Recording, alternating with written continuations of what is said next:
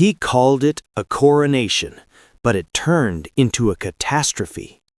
In Liverpool, under the blinding lights of Labour's Grand Conference, the Prime Minister tried to crown himself the savior of Britain. Instead, he lit a fuse he can never put out. Because in trying to destroy Nigel Farage, he may have just destroyed himself. Just days ago, cameras captured one of the most chaotic political conferences in recent memory. Labour's 2025 gathering in Liverpool was meant to be a triumph, a display of power and stability. Instead, it descended into political theatre, the Prime Minister repeatedly attacking Nigel Farage, accusing Reform UK of racism and betrayal, while Foreign Secretary David Lammy made an unhinged claim tying Ferage to Hitler Youth. Within 24 hours, Lammy was forced to backtrack. The backlash was immediate. Polls shifted, pundits stunned, and for the first time, Starmer looked like the one on the defensive. This was supposed to be Labour's victory lap. Instead, Britain saw something very different: fear, confusion, and desperation. Fans of Farage called it vindication. Critics of Labour called it hypocrisy. In a week where inflation soared, energy bills rose again, and small boats kept crossing the channel, Starmer's team spent their time attacking one man. Farage did not have to say much. Every insult made him stronger. Every smear gave him free publicity. It was like watching a boxer swing at shadows and knock himself down. Starmer tried to sound tough on immigration, then softened under pressure. He blamed Brexit, then backpedaled. He promised control, then delivered retreat.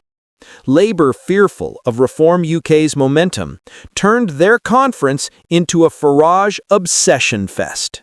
They mentioned his name more than the National Health Service, more than the economy. And with every mention, Reform's numbers climbed. But beneath the noise lies a deeper story: Britain's disillusionment. Farage did not create the anger sweeping through towns and villages.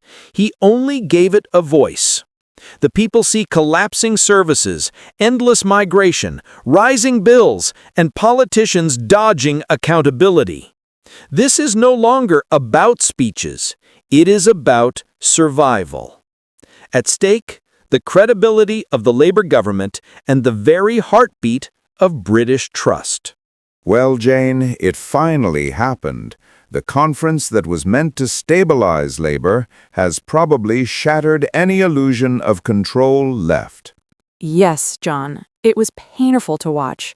What struck me most was the sheer arrogance.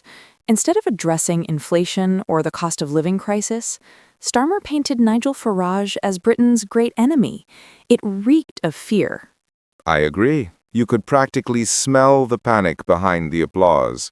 The Prime Minister can attack Reform UK all he wants, but when he brands millions of voters as racist, he crosses a line that generations of British leaders avoided. Exactly. And then David Lammy, that Hitler Youth comment. I mean, really? It felt desperate. When even mainstream journalists raise eyebrows, you know the tactic has backfired. And within 24 hours, Lammy was walking his words back, quietly. Classic damage control. But the damage was done. Labour's moral high ground crumbled overnight. Meanwhile, Farage stayed quiet, smiling, calm, letting them dig their own grave. And you know what? That silence spoke louder than any press conference he could have held. Spot on. Labour handed him the megaphone and paid for the advertisement. Farage could not buy that kind of exposure. It is more than exposure, though. It is a shift in narrative. While Labour plays personality politics, Reform talks about the indefinite leave to remain system, something most people barely understand but instinctively feel uneasy about. Indeed. ILR, citizenship without allegiance. Billions of pounds in welfare paid to people who have not even taken the oath of citizenship.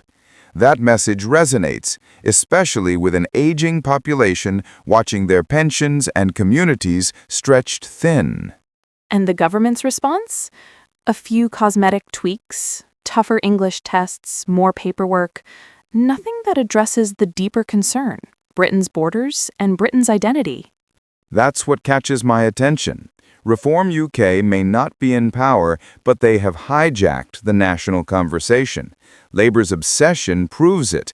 Every time Starmer says Farage's name, reform wins another round. And politically, John, it reveals something tragic. Labour has forgotten who they were. The party that once stood for working-class Britain now sneers at the very people who built this country. The irony is relentless. The same government that lectures about kindness mocks voters as snowflakes. The same ministers who demand compassion cannot tolerate criticism. Hypocrisy at industrial scale. And while they play word games, the streets say otherwise. People feel unsafe. Bills are suffocating families. Public services are hollow shells of what they once were. Go to any high street and you can hear it in their voices. Exhaustion. I spoke with a retired factory worker last week. He said, "I voted Labour all my life. But these people, they don't even know what a factory smells like." That is devastating. Because once that trust is gone, it rarely returns. You can trace it through every poll. Starmer's approval tanking. People losing faith not just in him, but in the entire establishment machine. And Farage, love him or loathe him, keeps sounding more in tune with their anger than those in power. It is reminiscent of 2016, when every expert ignored the mood and then the people decided otherwise. History has a way of teaching lessons the hard way. And yet they never learn. Labour still believes spreadsheets and slogans can fix what is emotional, cultural, generational. But trust cannot be tabulated. It must be earned. And this government looks more like a troupe of actors than leaders, reactive, panicked, hollow. A clown show dressed up as competence. You almost feel a sense of national embarrassment. Almost, but not quite. Because beneath that embarrassment lies something important. Awakening. People are starting to ask questions again. Questions the mainstream media refuse to touch. And the biggest question is simple.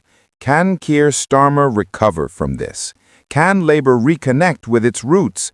Or has reform become the new voice of the British majority?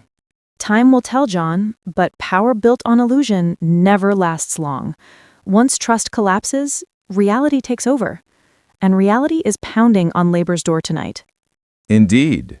For all Starmer's talk of stability, Britain feels anything but stable. The anger is spreading, from pubs to pensions, from cities to villages. And Farage, he's surfing that wave effortlessly. Whether Labour likes it or not, reform is no longer just a protest movement. It's a mirror, reflecting everything the establishment refuses to see. Then perhaps the real battle begins now, not between parties, but between truth and illusion. So what do you think? Is Labour finished, or can Keir Starmer claw his way back into Britain's trust? Let us know your thoughts in the comments below. If you believe the truth still matters in this country, hit like, share this video, and subscribe to Alert View, and make sure to turn on the notification bell, because this story is only just beginning.